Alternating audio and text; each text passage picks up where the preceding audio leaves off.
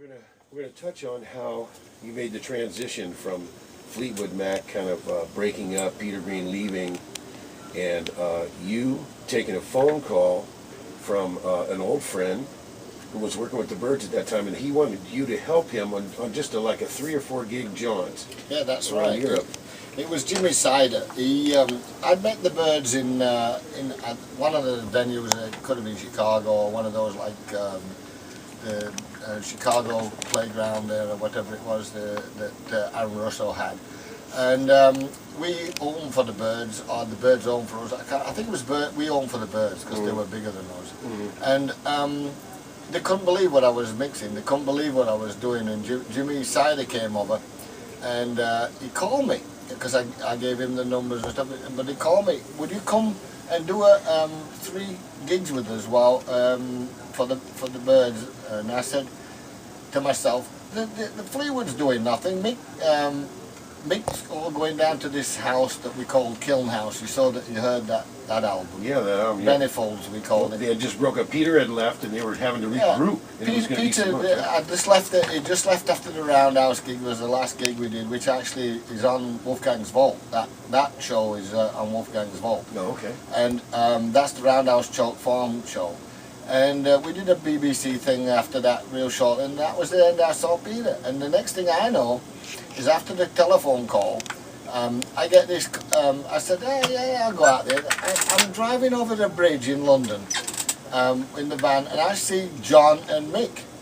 And John McVie saw me, and he's yelling at me, you bugger, and all this stuff. He's yelling at me and cursing me. He says, you're leaving. I said, and I'm only going for 3 to 5 days, so leave me alone, I'll be back soon. Anyway. Maybe John knew something you didn't know. All kinds of stuff had happened. He knew something. He knew something that was going on.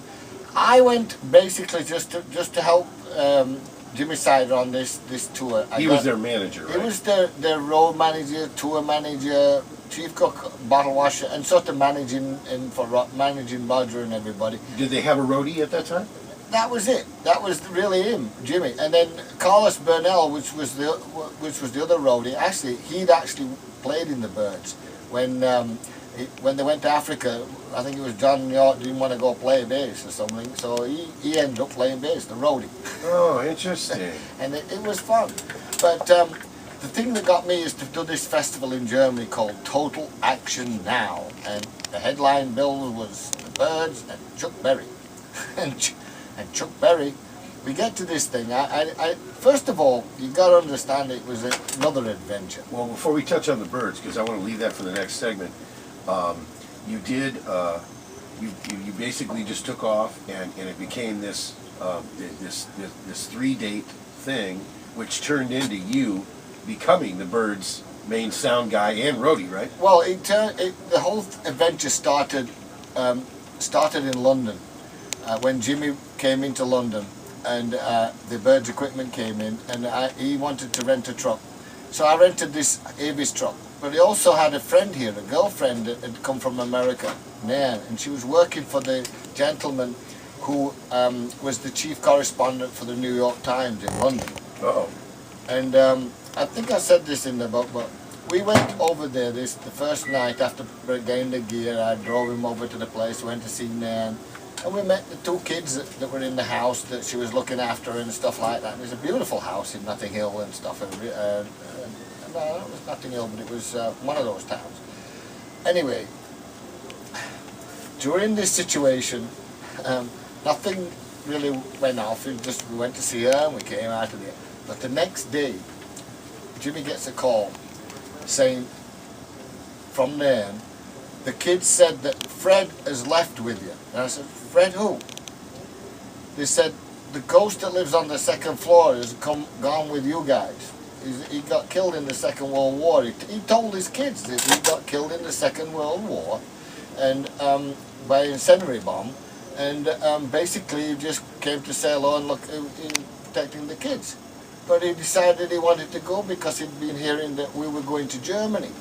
And we were going to Holland, and we were going to do some of these giant music festivals, and he'd heard about them, but he wanted to go with us. So we had this ghost traveling with us. First time we get over to Belgium first. We go to this place, we're driving along, and all of a sudden Jimmy says to me, he says, I'm driving on my side of the road, so I'll drive.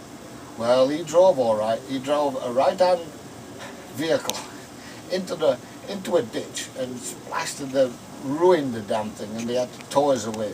Oh no, he wrecked the truck. He wrecked it, basically, yeah. And so during the night, we actually had to go to this town called Ghent and stay in Ghent. We had a cab that take us from there, from the place where we'd left the vehicle. And what we're waiting for is Avis to come over there and give us a new vehicle. So that meant we had to wait for another day. We were going to Germany a day before because we didn't know what we would hit. And this is one of the things we hit. Well, while we're in the middle of the night in Ghent, all of a sudden there's this giant clunk. And my keys for the vehicle are out of my pocket on the floor in the hotel. I didn't think nothing of it until a long time later. This clunk woke you up, right? This clunk woke me up. So I go, well, I didn't think nothing of it. So we get back the next day to the place to unload the truck. What had happened is during the night somebody tried to break in the truck, but you see the truck I got was Fleetwood. It was like a Fleetwood Mac truck with a giant bar on the back, so nobody could steal anything. They'd have to take the whole truck, and the whole truck couldn't be used because it was it was demolished on the tire on the front and the wheel and everything. So anyway, that was the first incident. Eventually they came with the Avis truck, and then we loaded up and went to the Total Action Now Festival. Here we are. This is the BYRD, right? I'm trying to unload, and all of a sudden I see Chuck Berry doing his duck walk with his guitar around the stadium, at the top of the stadium, and all the people are looking at him. And they're all applauding him. And he's not even plugged in. There's no sound or anything. He's just doing his duck walk. So all of a sudden I go, what's going on here? Jimmy says, oh, Chuck has just seen all these people and he doesn't think he's getting enough money.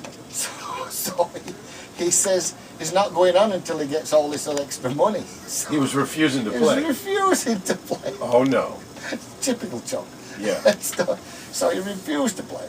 So we go on as the BYRDs, blow the place apart because they said, because to let me mix, and I was enjoying this incredible guitar stuff that Clarence White was playing. I says, whoa.